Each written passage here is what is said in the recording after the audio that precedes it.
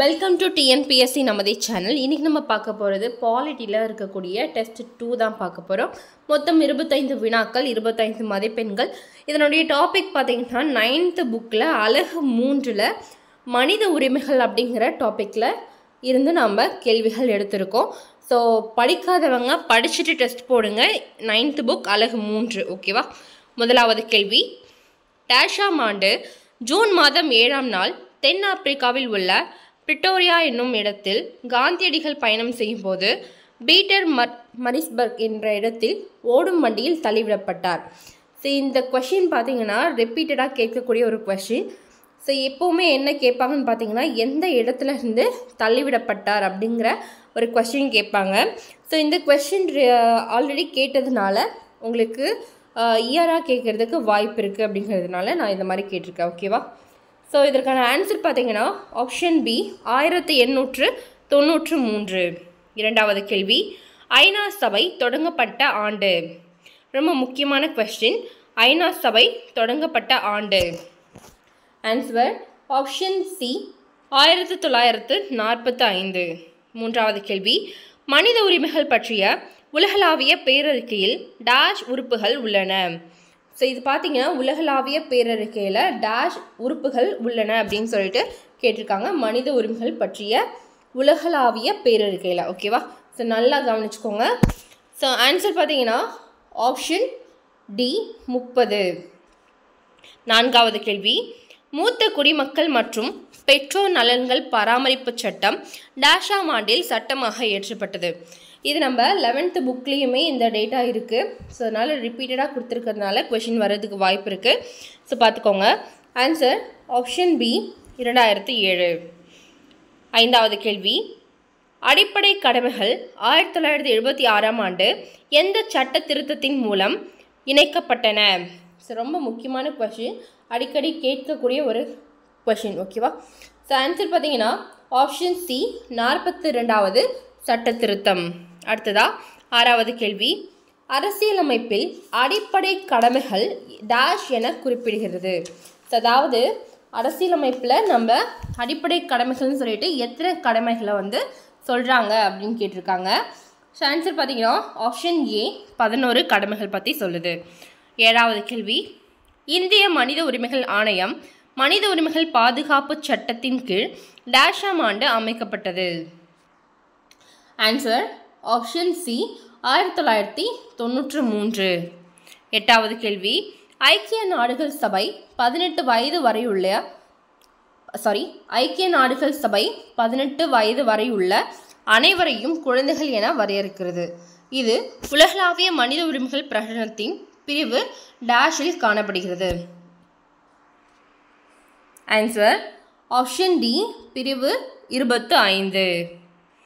அடுத்ததா 9வது கேள்வி, ஐநா சபை டேஷாம் ஆண்டு நவம்பர் 20 அன்று குழந்தைகள் உரிமைகள் பிரகடனத்தை ஏற்றுக்கொண்டது. Answer option A 1989. அடுத்ததா 10வது கேள்வி, கீழ்கண்ட கூற்றில் தவறானதை கண்டறிங்க அப்படின்னு சொல்லிட்டு கேட்டிருக்காங்க. கீழ்கண்ட கூற்றில் தவறானதை கண்டறிக.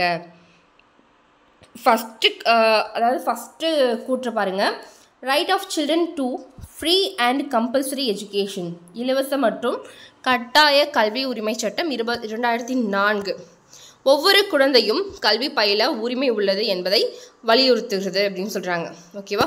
ஸோ இந்த சட்டம் பார்த்தீங்கன்னா ஒவ்வொரு குழந்தையும் கல்வி பயில உரிமை உள்ளது அப்படிங்கிறத வலியுறுத்துது. இரண்டாவது கூற்று, இந்த சட்டம் பார்த்தீங்கன்னா குழந்தைகள்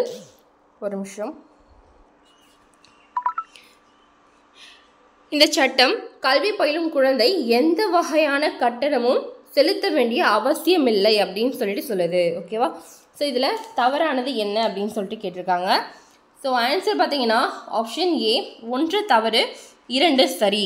ஸோ இதில் என்ன தவறாக இருக்குதுன்னு பார்த்தீங்கன்னா இந்த 2004 இருக்கு இல்லையா. ஸோ அதுதான் தவறாக இருக்குது. 2004 கிடையாது, 2009 ஓகேவா. ஸோ 2009. அடுத்ததா 11வது கேள்வி, பாலியல் குற்றங்களிலிருந்து குழந்தைகளை பாதுகாக்கும் சட்டம் protection of children from sexual offence act dash ஒவ்வொரு நிலையிலும் குழந்தைகளின் நலனை மையமாக கொண்டு செயல்படுகிறது? அதாவது இயர் கேட்டிருக்காங்க. ஆன்சர் பார்த்தீங்கன்னா ஆப்ஷன் சி 2012. 12வது கேள்வி, 14 வயதிற்குட்பட்ட எந்த குழந்தையும் ஆபத்தான வேலைகளில் ஈடுபடுத்தக்கூடாது என எந்த அரசியல் அமைப்பின் பிரிவு கூறுகிறது அப்படின்னு கேட்டிருக்காங்க. ஆன்சர் ஆப்ஷன் பி பிரிவு 24. அடுத்ததா 13வது கேள்வி, 14 வயது நிறைவடையும் வரை இலவச மற்றும் கட்டாய கல்வி அனைத்து குழந்தைகளுக்கும் அளிக்கப்பட வேண்டும் என அரசியல் அமைப்பின் எந்த பிரிவு கூறுகிறதுன்னு கேட்டிருக்காங்க. ஆன்சர் ஆப்ஷன் ஏ பிரிவு 45 சொல்லுது. ஓகேவா?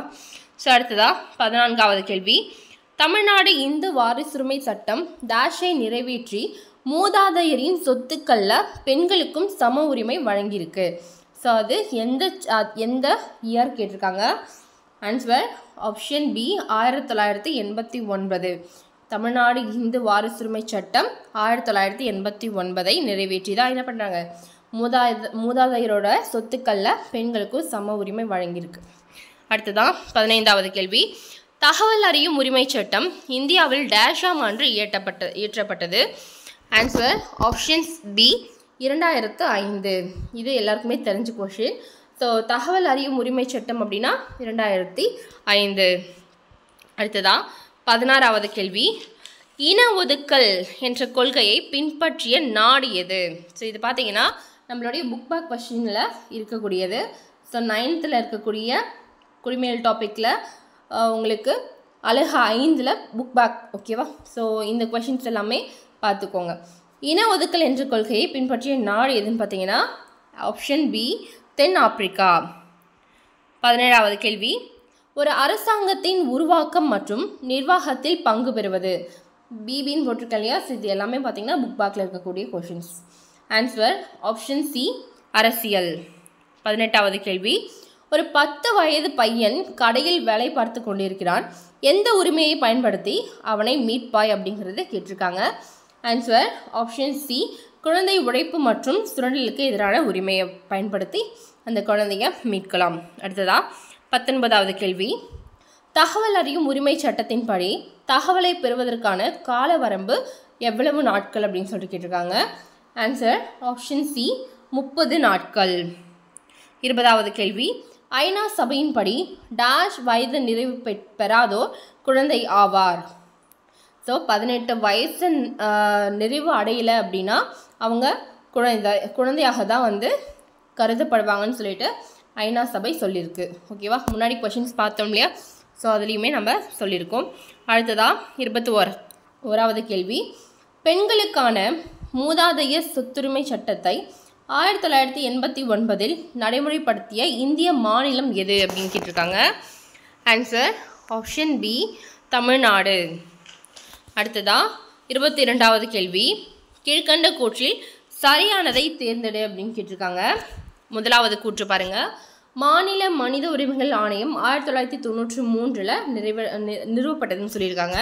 ஸோ இரண்டாவது கூற்று, இது ஒரு உரிமையியல் நீதிமன்றத்திற்கு உள்ள அதிகாரங்களை பெற்றுள்ளது அப்படின்னு சொல்லியிருக்காங்க.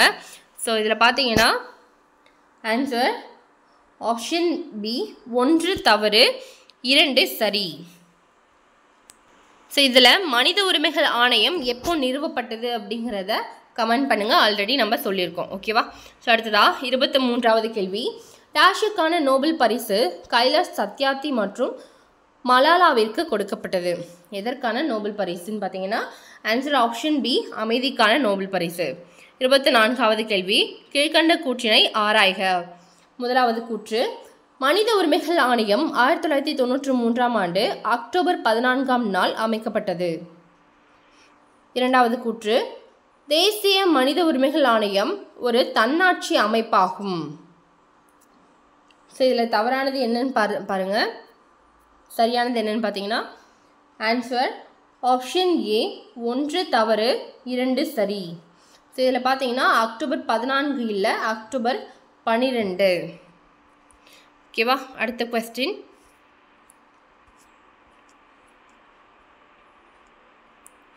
25வது கேள்வி,